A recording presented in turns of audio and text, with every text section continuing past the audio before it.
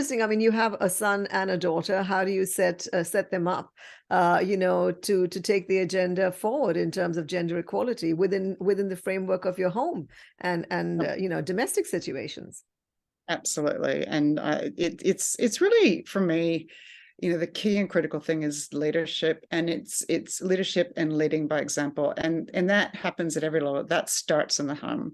That starts with children growing up and realizing that when parents respect each other and there's no violence in the household, that's an environment that is a healthy environment, and to take that forward, to advocate that men and women are equal, to look at how you raise children with avoiding bringing them up with gender stereotypes, but removing those in the household.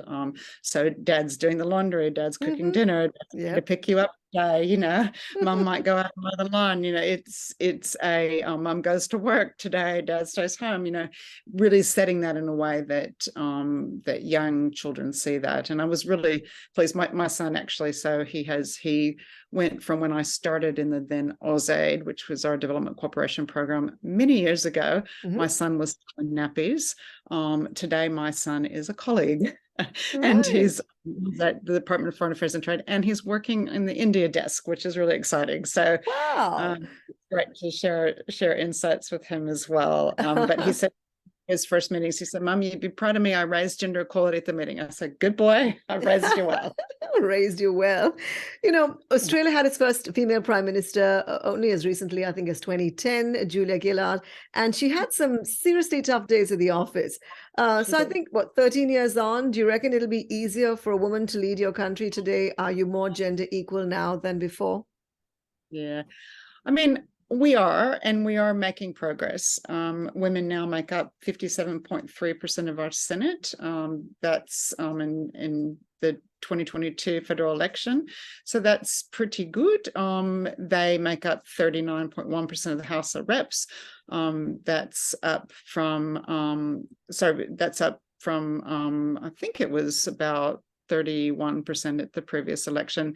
We now have 10 out of 23 cabinet positions held by women. So that's a pretty good space. I think what has happened in some of the work that our recently retired Sex Discrimination Commissioner Kate Jenkins did, and the respect for work, that started with some of the work that she did in her own parliament, and really tackling some of the serious concerns and issues that women and men were having in terms of sexual harassment, discrimination, etc., and really exposing that and tackling that in a very strategic way.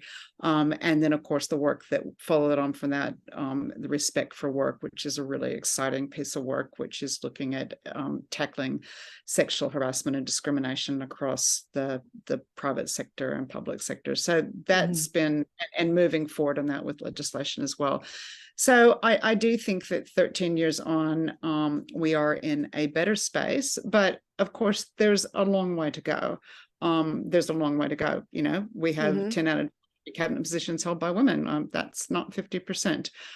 We still look at across the private sector, we don't have enough board directors who are women. I think that's still at about 35%. There are very few female CEOs in ASX 200 companies. I think 14. We just got a new one at Qantas, which is pretty good.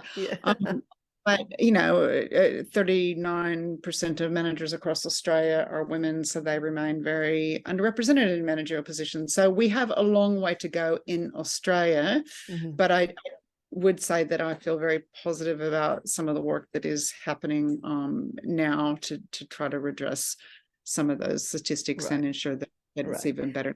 Well, yeah, sorry. I mean, I think if you look at how we're going, you can't take your foot off this pedal ever. You just can't, because you can go backwards pretty quickly. Right. 94.3 Radio 1.